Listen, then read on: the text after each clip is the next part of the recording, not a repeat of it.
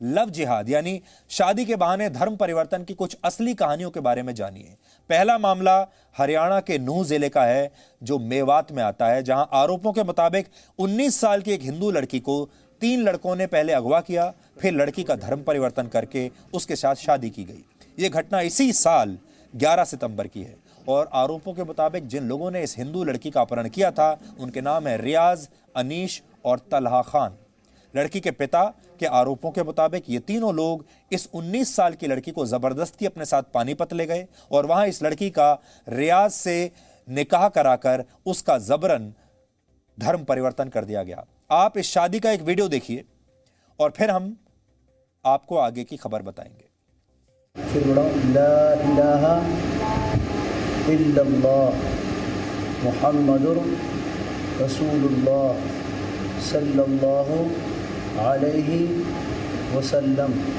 एक तर्जुमा और बता। नहीं है कोई माबूद जोर से बोलो थोड़ी। सिवा अल्लाह के, मुहम्मद रसूलुल्लाह सल्लल्लाहु अलैहि वसल्लम सल्लल्लाहु अलैहि वसल्लम अल्लाह के सच्चे रसूल हैं। इस बात पर यकीन करना, दिल से इसको दिल से मानना, इसको ईमान, जब इसको हम दिल से मान लेंगे तो अच्छी तरीके से इस पर हमारा ईमान ठहर जाएगा। ईमान दिल पूरी गवाही। इस लड़की का धर्म परिवर्तन कैसे हुआ ये आप देख सकते हैं। इस मामले में इस लड़की का परिवार एफआईआर दर्ज करा चुका है और यह मामला पंचायत के पास भी जा चुका है, लेकिन लड़की के पिता का कहना है कि उनकी कहीं भी कोई सुनवाई नहीं हुई। लड़की के पिता जिस इलाके से आते हैं वहां एक धर्म विशेष के लोगों की आबादी बहुत ज्यादा है और इन्हीं लोगों के दबाव में लड़की के परिवार की अपील पर कार्रवाई नहीं हो रही, ऐसा वो आरोप लगाते हैं। पुलिस में गए जी, पुलिस में हमारा कोई कानून कार्रवाई कैसी भी ना हो जी, वो कह देवे जी हम लड़की दिवाएंगे। उसके बाद में हमने ढीटा देते रहे जी हमारे साथ में, भाई आज कल परसों लड़की मिलेगी। हम अपने घर बैठ गए जी चुप, हमको कोई कैसा न्याय ना मिलो बाबू जी। उसके बाद में हमसे कहते रहे लड़की आज मिल जाएगी, कल मिल जाएगी, ना ही कोई कानून कार्रवाई करी। गरीब क्या करेगा जी, हमारा कोई कुछ है ना जी, हम क्या करेंगे, लड़की चलेगी। खूब हमने कार्रवाई करी जी, हमारी कोई सुनाई ना दी ना था। बच्ची के साथ उन्होंने कहा पढ़वाया और कहा करवाया जी, हमें तो ना पता, हम यही हम खूब कार्रवाई करे, पुलिस उठे ना, उन्हें पैसा भर दिए, हम पे इतने पैसा ना जी, गरीब आदमी है, कुछ ना कह रहे वो हमको, तो उन्होंने कह दे हम ना दें एक दिन आवी और हमें मारने की धमकी दे। में खूब गांव ने जोर लगा ली न, पंचायत में आ जाओ आके लड़की है हवाले कर दे, उसके लाके गरीब आदमी बेचारो ना हमारी लड़की दी न उन्होंने लाके जी। तो बहला फुसला के ले गए। हाँ बेला पुचवार के ले गए खूब, और हमारे कोई बयान ना दे रही, उन्हें ऐसे कर रखी बिल्कुल कब्जे में। अब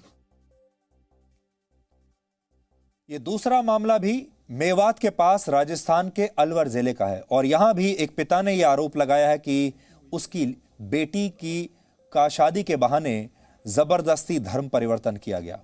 लड़की के पिता एक प्राइवेट स्कूल में अध्यापक हैं और उनके मुताबिक पिछले महीने 15 अक्टूबर को इनकी बेटी इनके घर से ज्वेलरी और कैश लेकर अचानक गायब हो गई। इसके अगले दिन यानी 16 अक्टूबर को लड़की के पिता को इस बात की जानकारी मिली कि लड़की ने मेवात के नूंह में तारीफ खान नामक एक युवक से शादी कर ली है और उसने अपना धर्म भी बदल लिया है। पिता ने अपनी बेटी को वापस लाने की कोशिश की, लेकिन इनकी बेटी ने पुलिस से प्रोटेक्शन ले लिया। जब प्रोटेक्शन की मियाद खत्म हो गई और मामला अदालत में पहुंचा तो लड़की ने पिता को पहचानने तक से इनकार कर दिया।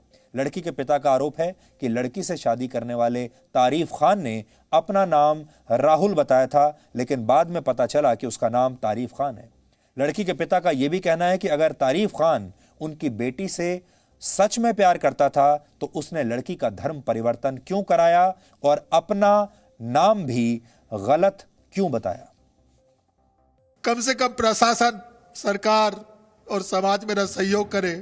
मैं ये नहीं कहता कि मुसलमान बुरे होते हैं, लेकिन अच्छे लोग क्यों सो गए इस धर्म में, अच्छे लोग क्यों सो गए, मेरी बच्ची के साथ में क्यों षड्यंत्र रचा गया।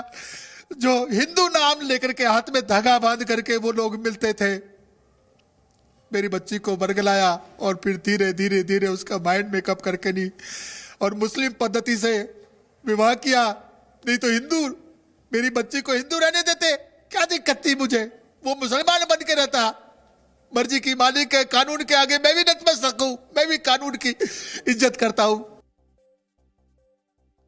अब हमारा सवाल यह है कि धर्म निरपेक्षता की आड़ में क्या इस पिता की बात नहीं सुनी जाएगी? इससे पहले एक और पिता की बात हमने आपको बताई, क्या इन परिवारों की बात नहीं सुनी जाएगी? क्या ये लोग इस देश के नागरिक नहीं हैं?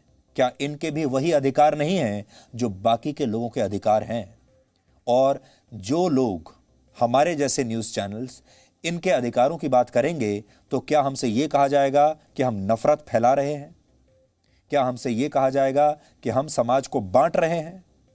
हम समाज को बांट रहे हैं या हम समाज के एक वर्ग को इंसाफ दिला रहे हैं? ये फैसला आपको आज करना होगा, क्योंकि अगर ये फैसला हमारे देश के समाज ने यानी आप लोगों ने अभी नहीं किया तो आपको भी वही सब देखने को मिलेगा जो अब फ्रांस में देखने को मिल रहा है। अच्छी बात यह है कि फ्रांस अपनी आंखों पर पट्टी बांधकर यह सब होते हुए देख नहीं रहा। फ्रांस ने तुरंत इस पर कार्रवाई की है। फ्रांस अपने कानूनों में बदलाव कर रहा है और फ्रांस के राष्ट्रपति मैक्रों, जो सिर्फ 42 साल के हैं, उन्होंने पूरी दुनिया को यह बताया है कि इस कट्टरपंथ को खत्म करने का क्या फॉर्मूला हो सकता है। और इसीलिए दुनिया भर के कट्टरपंथियों को यह बात अच्छी नहीं लग रही।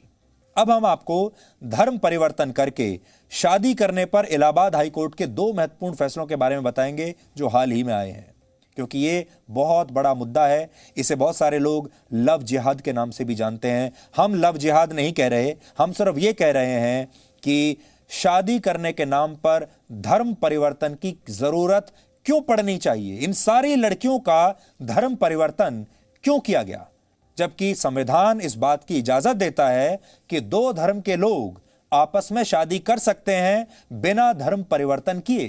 तो इन मामलों में, और जो हमने आज 2 बड़े मामले दिखाए, दोनों मेवात के हैं, यहां पर धर्म परिवर्तन क्यों किया गया? इलाहाबाद हाईकोर्ट का पहला फैसला इसी साल सितंबर का है, जो वो मेरे हाथ में लेकर आया हूं आज। इस फैसले में हाई कोर्ट ने शादी के लिए धर्म परिवर्तन करने वाली एक लड़की को पुलिस सुरक्षा देने से इनकार कर दिया। यह लड़की जन्म से मुस्लिम थी, लेकिन एक हिंदू लड़के से शादी करने से 1 महीना पहले इसने अपना नाम और धर्म बदल लिया। इस लड़की का नाम पहले नूरजहां था, लेकिन शादी के लिए इसने अपना नाम बदलकर अंजलि कर लिया। फैसले में हाईकोर्ट के जज महेश चंद्र त्रिपाठी लिखते हैं कि इससे स्पष्ट होता है कि लड़की द्वारा सिर्फ शादी के लिए अपना धर्म परिवर्तन किया गया है। हाईकोर्ट ने अपने फैसले में 2004 के मामले का एक जिक्र किया, जिसमें कोर्ट ने माना कि शादी के लिए धर्म परिवर्तन करना स्वीकार नहीं किया जा सकता। दूसरा फैसला पिछले महीने 8 अक्टूबर का है। इसमें लड़की हिंदू है और उसने एक मुसलमान लड़के से शादी की। हाईकोर्ट ने अपने फैसले में कहा कि शादी करने के लिए धर्म बदलने की जरूरत नहीं होनी चाहिए। इस फैसले में भी कोर्ट ने यूनिफॉर्म सिविल कोड को लेकर टिप्पणी की है। और कोर्ट ने क्या कहा है, मैं 2 लाइन आपको पढ़कर बता सकता हूं, और ये मैं नहीं कह रहा हूं, हाई कोर्ट कह रहा है। अगर हाई कोर्ट की इस बात पर भी लोगों को यकीन नहीं है तो फिर बात अलग है। हाई कोर्ट कहता है, If 2 citizens of India professing different religions wish to marry, it is open to them to do so under the Special Marriage Act 1954, which is one of the earliest endeavors towards a uniform civil code. This code does not wish to say anything more.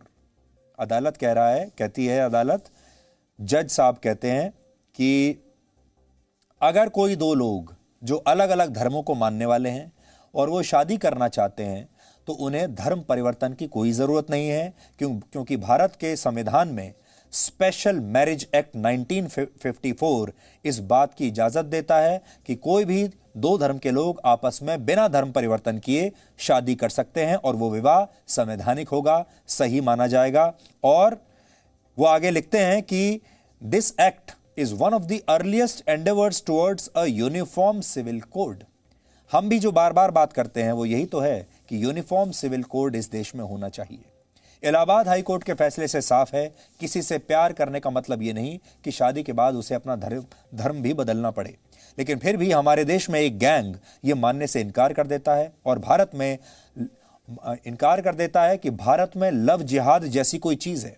लेकिन अब भारत के 3 राज्य love जिहाद के खिलाफ ही कानून लाने पर विचार कर रहे हैं। उत्तर प्रदेश के मुख्यमंत्री योगी आदित्यनाथ ने 2 दिन पहले इस बात का जिक्र किया कि वो अपने राज्य में लव जिहाद के खिलाफ कानून लाएंगे, और अब हरियाणा और हिमाचल प्रदेश जैसे राज्यों के मुख्यमंत्री भी उन्होंने साफ किया है कि अपने राज्यों में लव जिहाद के खिलाफ कानून लाने पर ये लोग विचार कर रहे हैं। तो ये एक बड़ी बात है कि राज्य सरकारें भी अब इसके बारे में विचार कर रही हैं। हाई कोर्ट ने एक आदेश दिया है कि धर्म परिवर्तन के लिए शादी ब्याह के लिए धर्म परिवर्तन आवश्यक नहीं किया जाना चाहिए, इसको मान्यता नहीं मिलनी चाहिए। और इसलिए सरकार भी निर्णय ले रही है कि हम लव जिहाद को सख्ती से रोकने का कार्य करेंगे। एक प्रभावी कानून बनाएंगे। छद्मवेश में चोरी छुपे, नाम छुपा करके, स्वरूप छुपा करके जो लोग बहन बेटियों की इज्जत के साथ खिलवाड़ करते हैं, उनको पहले से मेरी चेतावनी, अगर वे सुधरे नहीं तो राम नाम सत्य है कि यात्रा अब निकलने वाली है। कानूनविदों से भी बात की है, हम अपने संगठन के अंदर भी बात कर रहे हैं, हम अपने सहयोगी संगठनों से भी बातचीत करेंगे और अध्ययन करने के लिए जो अन्य प्रांतों में, जैसे उत्तर प्रदेश में भी योगी जी ने, वहाँ के मुख्यमंत्री जी ने कहा है कि वो भी इस बारे में कानून लाने पर विचार कर रहे हैं, हम उनके साथ भी विचार विमर्श करेंगे। लेकिन हमने ये चाहते हैं कि इसकी आड़ में अगर धर्म परिवर्तन का प्रदेश में कोई षड्यंत्र चल रहा है तो उसको रोकने के लिए सख्त से सख्त कानून लाया जा सके। जिन लोगों को यह लगता है कि भारत में बहुसंख्यकों के बीच असहनशीलता फैल गई है, आपने देखा होगा बहुत सारे लोग ये कहते हैं कि असहनशीलता फैल रही है, संविधान खतरे में आ गया है और कुछ भी कहने की आज़ादी अब हमारे देश में बची नहीं, और कोई दो लोग अलग अलग धर्मों के आपस में शादी कर लेते हैं तो उसे लव जिहाद का नाम दे दिया जाता है। ये बात बिल्कुल गलत है। ऐसे लोगों को हिंदी फिल्म इंडस्ट्री की तरफ देखना चाहिए, जहां शाहरुख खान, आमिर खान और सैफ अली खान जैसे बड़े फिल्म स्टार्स ने हिंदू महिलाओं से शादी की है। शाहरुख खान ने हिंदू लड़की से शादी की, आमिर खान ने भी, उनकी पत्नी भी हिंदू है। लेकिन इन स्टार्स पर कभी भी किसी ने लव जिहाद का आरोप नहीं लगाया, और अगर ऐसा होता तो आप सोचिए इन स्टार्स की फिल्में इस देश में कैसे चलती। एक ज़माना था जब मुस्लिम अभिनेता फिल्मों में आते थे तो अपना नाम बदल लिया करते थे और हिंदू नाम रख लेते थे। उदाहरण के लिए मोहम्मद यूसुफ खान दिलीप कुमार बन गए, मुमताज़ जहान दहलवी मधुबाला बन गई, महजबीन बानो मीना कुमारी बन गई और हामिद अली खान अजीत बन गए। लेकिन किसी ने भी तब ये नहीं कहा कि ये लोग अपनी सफलता के लिए धर्म का इस्तेमाल कर रहे हैं, और लोगों ने इन्हें पसंद किया, लोगों ने इन्हें इतना बड़ा स्टार बनाया, चाहे हिंदू हो, मुसलमान हो, किसी भी धर्म के लोग हों।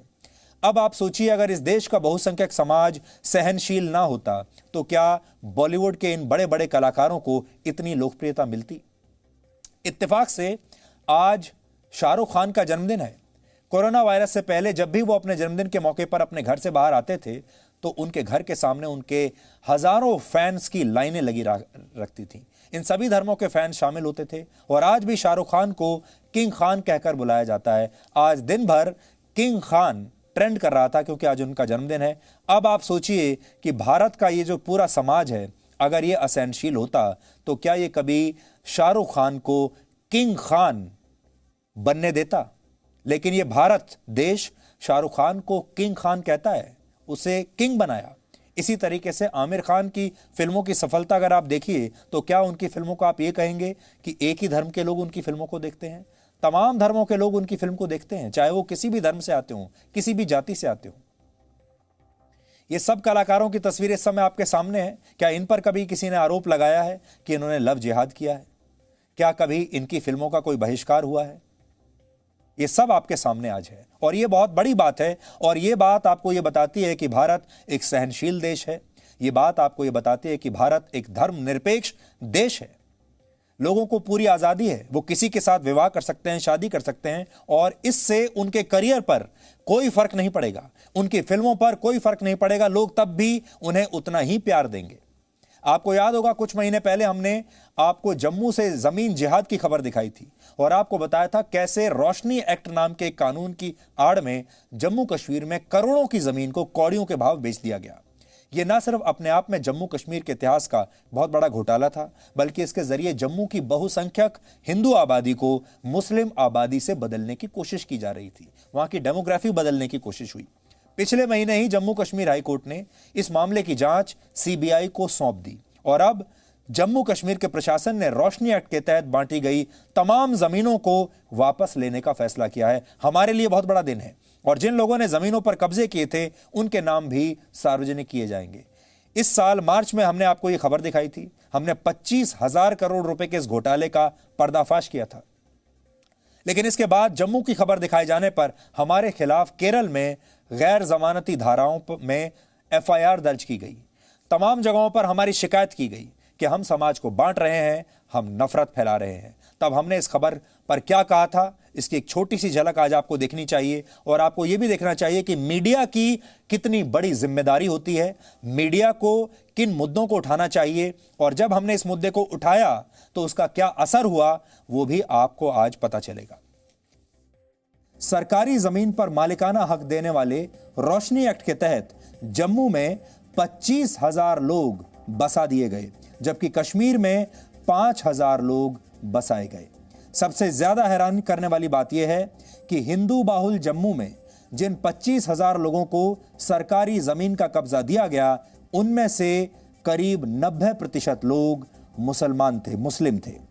हम यहां पर किसी धर्म विशेष के खिलाफ नहीं हैं, बिल्कुल भी नहीं है, और हम भी उतने ही धर्मनिरपेक्ष हैं जितना यह देश धर्मनिरपेक्ष है, जितना आप सब धर्मनिरपेक्ष हैं।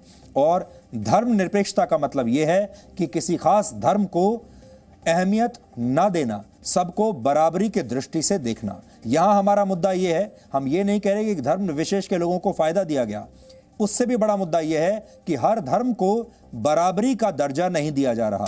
जमीन जिहाद पर हमने आपको जो खबर दिखाई थी वो जम्मू से दिखाई थी, लेकिन इस मामले पर एफआईआर दर्ज हुई केरल में। सोचिए कितना बड़ा विरोधाभास है। आपको भी खुद समझ में आ गया होगा कि खबर जम्मू से आई और एफआईआर केरल में हुई।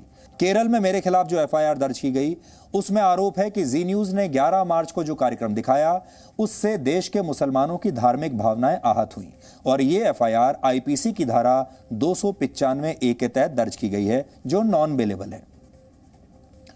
लेकिन सवाल यह है कि जब भारत के संविधान का अनुच्छेद 19 सबको अभिव्यक्ति की आजादी देता है, सबको अपनी बात कहने का हक देता है, तो फिर जिहाद का जिक्र किसी की धार्मिक भावनाओं को आहत कैसे कर सकता है?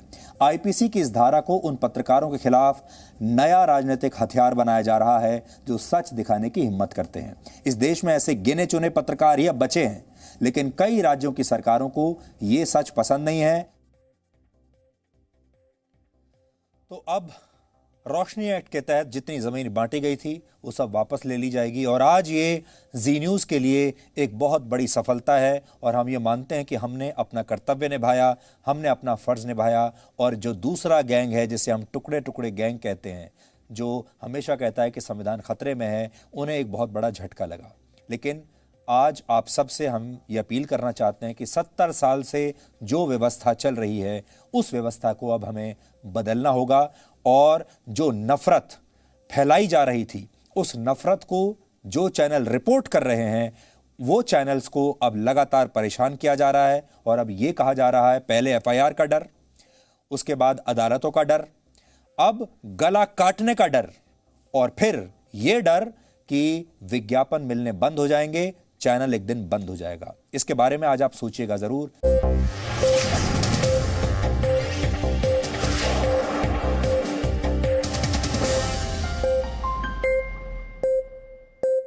Presenting V News app, available on Google Play and App Store. Download it now.